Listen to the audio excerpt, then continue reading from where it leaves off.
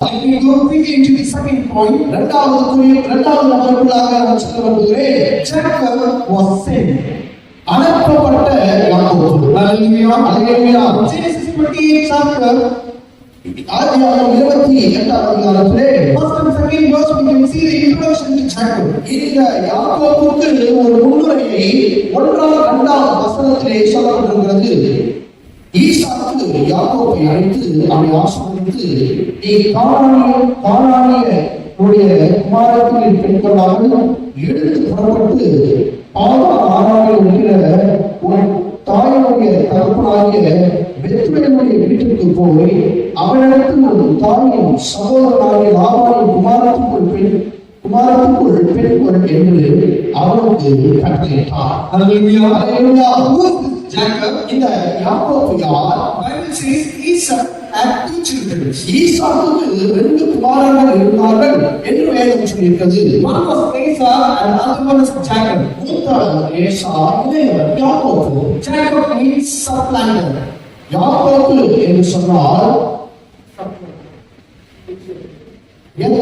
ஏமாற்றுக்காரன். He was a cheater. அவன் ஏமாற்றுக்காரன். He was a liar. அவன் பொய் சொல்கிறதிலே வல்லவன். He supplanted his brother and got the birthright. அந்த சகோதரனை ஏமாற்றி அவனுக்கு இருந்த அந்த மூத்த குமாரனின் புத்திர ஆசீர்வாதத்தை திருடி கொண்டான். He cheated his father and received the blessings. அந்த தகப்பனை ஏமாற்றி தகப்பனுடைய ஆசீர்வாதங்களை பெற்றுக் கொண்டான். But let me tell you, நான் ஒன்று சொல்ல விரும்புகிறேன். even the same God who is speaking with you tonight, அதே தேவன் உங்களோடு இந்த ராத்திரியிலே பேசிக் கொண்டிருக்கிறார். the same God was working in the life of Jacob. யாக்கோபின் வாழ்க்கையை கிரியை செய்து கொண்டிருந்த தேவன் In 28 chapter 1 and 2 verse says that 28ஆம் அதிகாரத்தில் 1-2 வசனம் சொல்லுகிறது. his parents were sending Jacob to his uncle's house Laban. லாபானுடைய வீட்டுக்கு யாக்கோபை அவன் தகப்பன் அனுப்புகிறார். He was sent away.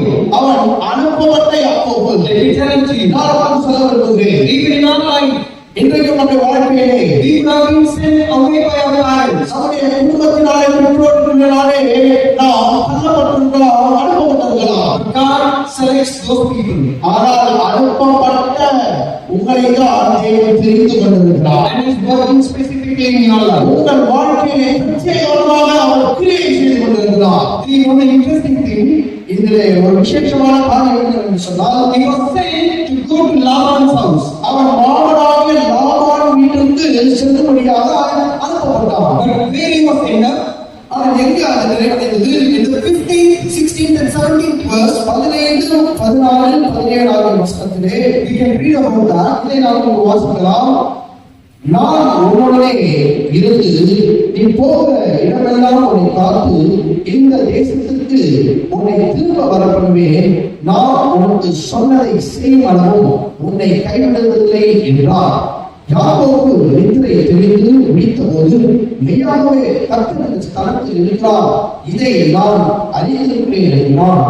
அவன் பயந்து, இந்த ஸ்தலம் எவ்வளவு பயங்கரமாக இருக்கிறது, இது தேவனுடைய வீடே அல்லாமல் வேறல்ல, இது வானத்தின் வாசல் என்றான். Hallelujah. Hallelujah. He did not go to the house of Laban, அவன் மாமாவின் வீட்டுக்கு போவதில்லை, but he ended up at the house of God. ஆனால் கர்த்தருடைய வீட்டுக்கு அவராக அவன் செல்கிறான். Let me tell you, நான் சொல்ல விரும்புகிறேன். it was dark evening.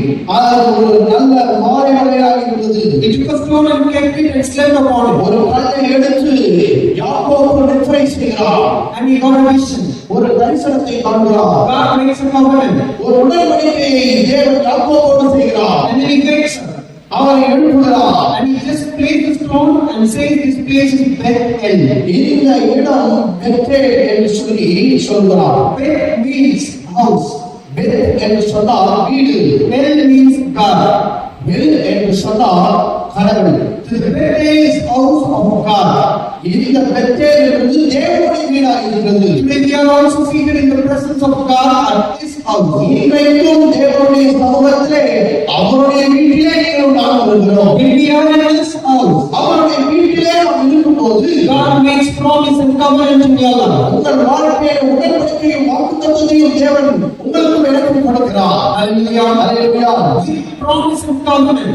இந்த வாக்குத்தத்தத்தையும் இந்த உடன்படிக்கையும் தேவன் கொடுக்கிறார். Bible says that Jacob went empty-handed to the house of Laban. இந்த லாபானுடைய வீட்டுக்கு யாக்கோபு செல்லும்போது வெறும் கையோடு கூட சென்றார். To keep the story short, இந்த சம்பவத்தை சுருக்கமாய் சொல்லும்போது in Genesis 31st chapter 18 verse 3 like this. இந்த ஆதியாகமம் 31ஆம் அதிகாரத்தில் 18ஆம் வசனம் சொல்லியிருக்கிறது. God blessed Jacob. தேவன் யாக்கோபை ஆசீர்வதித்தார். 31ஆம் அதிகாரம் 18ஆம் வசனம். தான் ஆறாமிலே சம்பாதித்த மிருக ஜீவன்களாகிய மந்தைகள் அனைத்தையும் தன் பொருட்கள் எல்லாவற்றையும் எடுத்துக்கொண்டு கானான் தேசத்தில் இருக்கிற தன் தகப்பனாகிய ஈசாக்கினிடத்திற்கு போக புறப்பட்டார். Hallelujah. Hallelujah. You may be going as empty-handed. நீங்கள் ஒருவேளை வெறும் கையோடு போகலாம். But let me tell you, நான் உங்களுக்கு சொல்ல விரும்புகிறேன், God is going to bless you and make a return. உங்களுக்கு தேவன் சம்பூர்ணமான ஆசீர்வாதத்தை கொடுத்து திரும்பவும் அதே இடத்துக்கு தேவனை கொண்டு வந்து சேர்க்க உண்மையுள்ளவராய் இருக்கிறார். Hallelujah. Hallelujah. Sometimes when we are sent out of our home empty-handed, நாம் வெறும் கையோடு கூட வீட்டிலிருந்து புறப்படும் போது but God who is speaking unto you, Lord, through your life, blesses you and makes a return back to your family. நம்மை தேவன் சந்தித்து நமக்கு வாக்குத்தத்தத்தை கொடுத்து நம்மை ஆசீர்வதித்து வெறும் கையோடு அல்ல திருப்தியான ஆசீர்வாதங்களோடு கூட மீண்டுமாய் நம்மை வீட்டிலே கொண்டு சேர்க்க அவர் உண்மையுள்ளவராக இருக்கிறார். Hallelujah. Hallelujah. I'll tell you one more point in the same thing.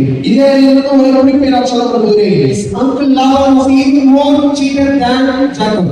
இவன் பொய் சொல்வதிலே கில்லாடி என்று சொன்னால் இவன் படிக்க வேண்டிய பல்கலைக்கழகத்திலே பேராசிரியராக நாமாயிருக்கிறார். Same way even the world would cheat us. இதே போல உலகம் நம்மை ஏமாற்றலாம். But let me tell you, நான் உங்களுக்கு சொல்ல விரும்புகிறேன், God will say that I am working in your life. உங்கள் வாழ்க்கையை நான் கிரியை செய்து கொண்டிருக்கிறேன் என்று சொல்லுகிற தேவனானவர் Even though the worldly people cheat us, உலக மக்கள் நம்மை ஏமாற்றலாம். God is not going to let us empty-handed. நம்மை தேவன் வெறுமையோடு கூட திரிய அனுமதிக்கவில்லை. He is going to bless us abundantly. நம்மை அபரிமிதமாய் ஆசீர்வதிக்க நம்முடைய தேவன் உண்மையுள்ளவராயிருக்கிறார். Because he is working in your life. ஏனென்றால் அவர் நம்முடைய வாழ்க்கையை கிரியை செய்து கொண்டிருக்கிறார். And third one, மூன்றாவது குறிப்பாக Joseph was sold. விற்கப்பட்ட யோசேப்பு. Hallelujah. Hallelujah. Abraham was called. அழைக்கப்பட்ட ஆபிரகாம். Jacob was sent. அனுப்பப்பட்ட யாக்கோபு.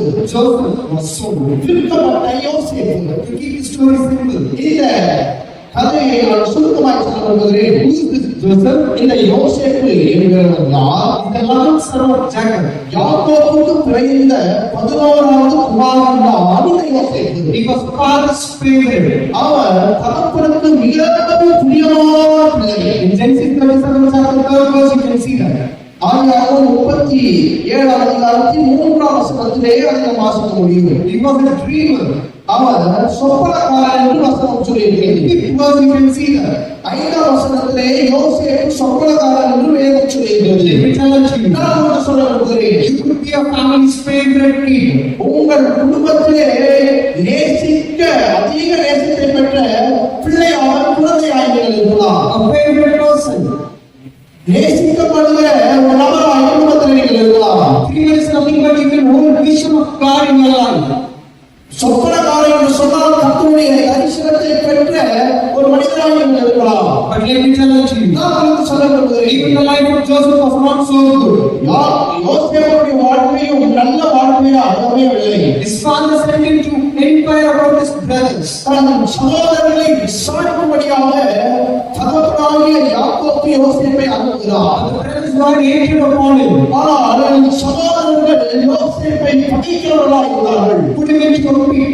அவரை குழியிலே போட்டார்கள். And then they lifted him from the pit. அந்த குழியிலிருந்து அவர்களை தூக்கி எடுத்தார்கள். And then they sold him to the people of Egypt. எகிப்தியரிடத்திலே தன் சகோதரராகிய யோசேப்பை விற்று போட்டார்கள். Let me tell you, நான் உங்களுக்கு சொல்ல விரும்புகிறேன். even sometime we could go through this phase of life. இந்த போல சூழ்நிலையின் வழியாக நீங்கள் கடந்து செல்லலாம். When you are facing troubles and problems, உங்கள் வாழ்க்கையிலே பிரச்சனைகளை நீங்கள் சந்திக்கும் போது there may not be no one to help you. உங்களுக்கு உதவி செய்ய யாரும் இல்லாமல் இருக்கலாம். But let me tell you, நான் உங்களுக்கு சொல்ல விரும்புகிறேன். whatever happens in your life is for the goodness of Him. உங்கள் வாழ்க்கையிலே நடக்கிற எல்லா காரியமும் கர்த்தர் நன்மைக்கு எதுவாகவே திருப்ப அவர் உண்மையுள்ள தேவனாய் இருக்கிறார். Aspect life of Joseph. யோசேப்பின் வாழ்க்கையிலே சேர்ந்தது போல You cannot have the authority and the decision making in your life. உங்கள் வாழ்க்கையிலே தீர்மானத்தை எடுக்கக்கூடிய அதிகாரம் உங்கள் வாழ்க்கையிலே உங்களுக்கு இல்லாமல் இருக்கலாம். But let me tell you, நான் உங்களுக்கு சொல்ல விரும்புகிறேன். God is still working in your life. இன்றைக்கும் இயேசு உங்கள் வாழ்க்கையிலே கிரியை செய்து கொண்டிருக்கிறார்.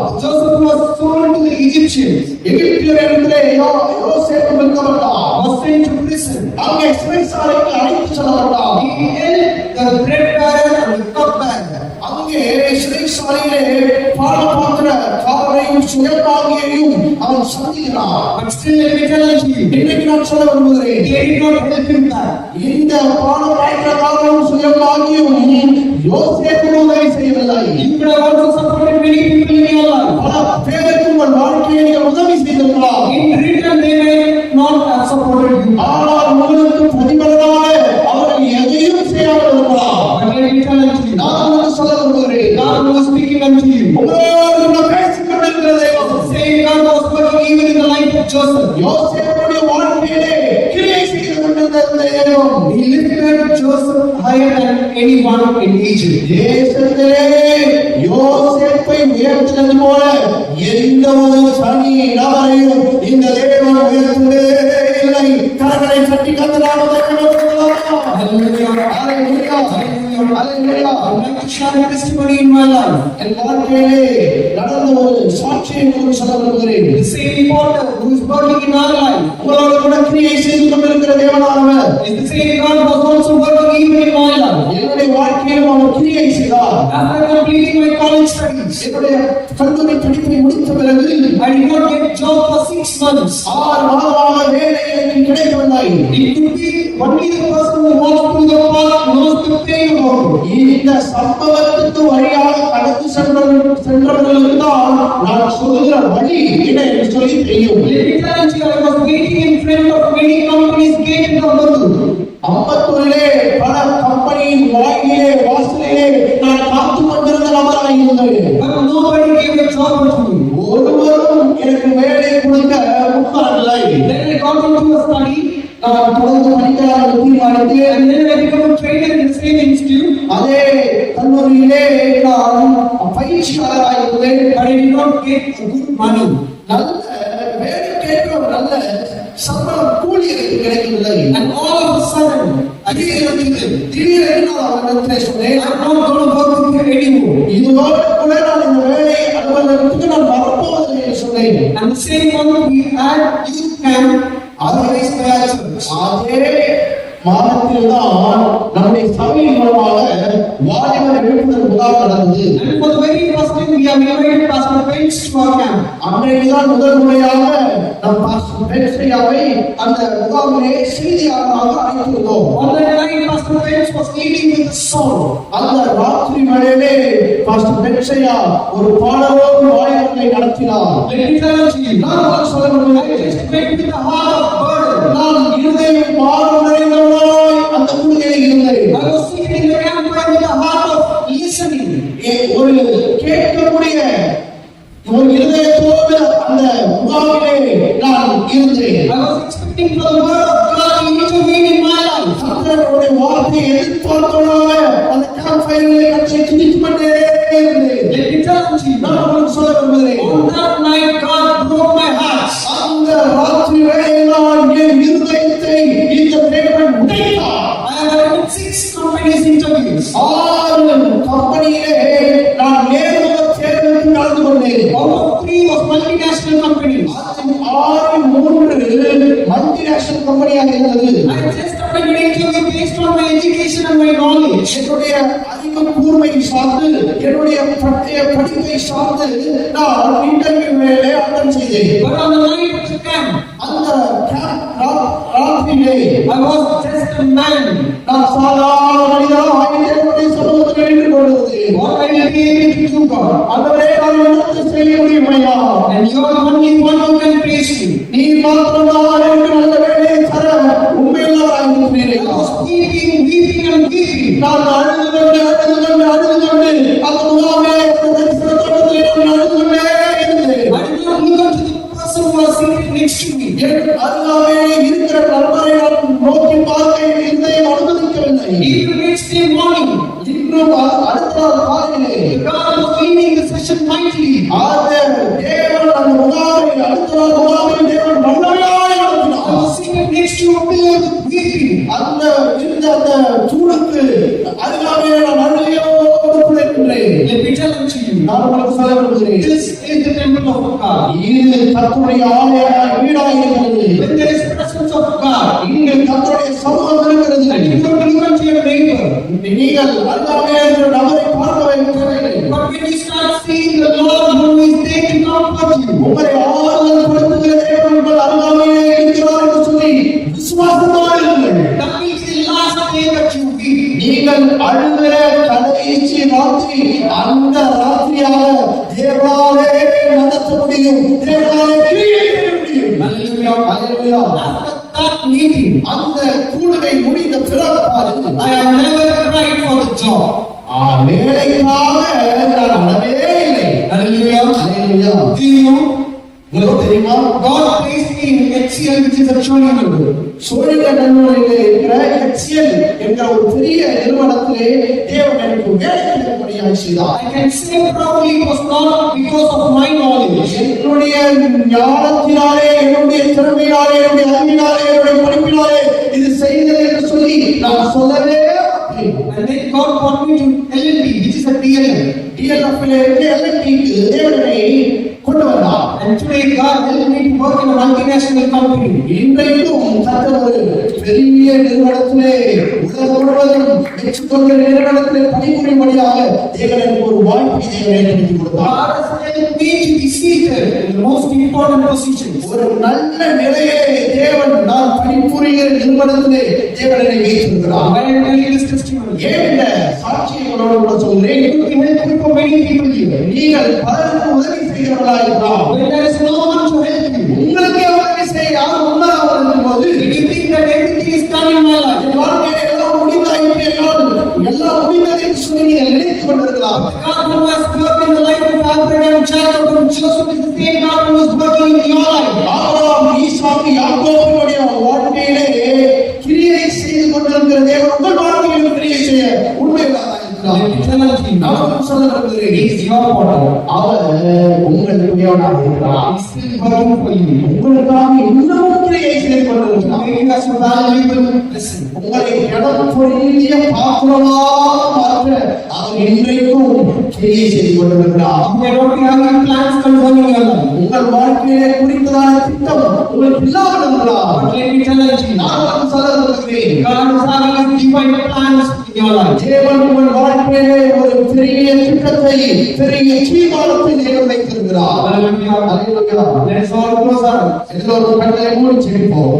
என்னை தருகிறேன், தருகிறேன் உன் கரத்தில்.